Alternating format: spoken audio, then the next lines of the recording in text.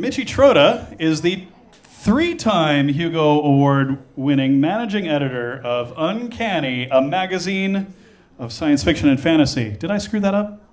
No, I didn't. Or at least she's not telling me I did. She is also the very first Filipina Hugo Award winner. That's right, she is an essayist, public speaker, fire performance artist with the Grax Geek Fire and Belly Dance Troupe. And she serves as president on the board of the Chicago Nerd Social Club. That's right.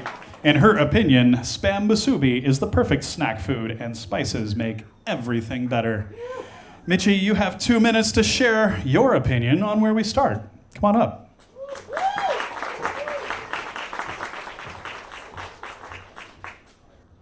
I should probably just start with one really quick correction. That was only 3-time finalist, not one yet. We'll find out in August, so everyone keep your fingers crossed. Third shiny rocket, woo! Okay, so where are we going to start?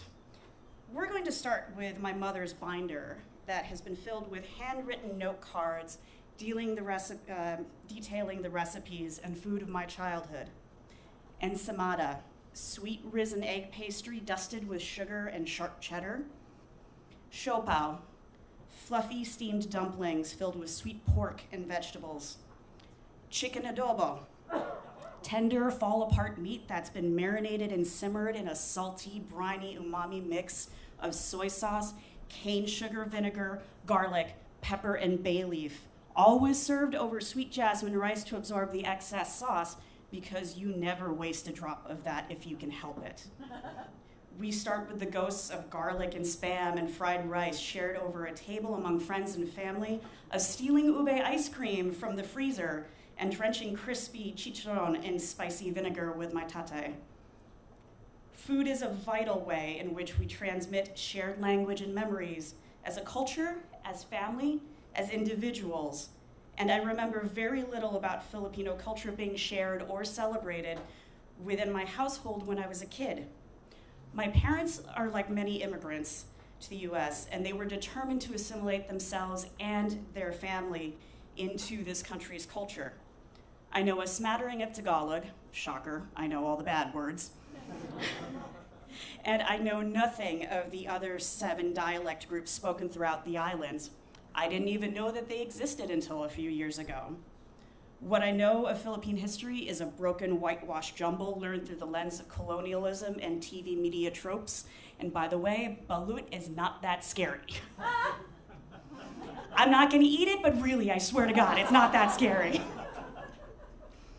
Durian smells like crap though, I'm serious.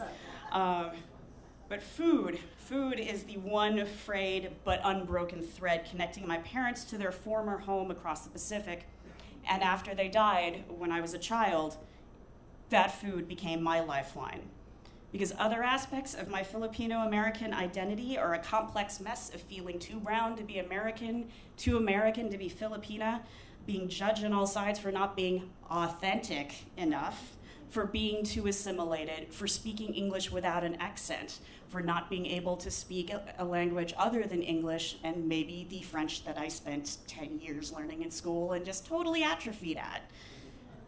Many of these memories carry an acrid taste of bitterness and burnt tongues.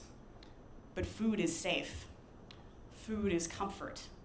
If any of you all have watched Leverage, you know of Elliot Spencer, who says food is life. Food is my doorway to personal evolution and tradition and experimentation and gaining a greater understanding of who I am and where I come from. Food is my language of self-expression. So when I cook Filipino food that I remember and I talk about the dishes that I'm learning to make and to share with others, I'm not just opening my kitchen, I'm opening myself. I'm inviting you to share in an ongoing journey where I'm rediscovering the parts of myself that were lost and previously unknown. And in each bite, I'm speaking in what little of the language of my family, of my culture, that I can remember with joy. So this is where we start. With a handwritten note in curly, precise script on a sauce-stained note card, with fragrant, flavorful memories offered on a plate. an invitation to be savored and shared.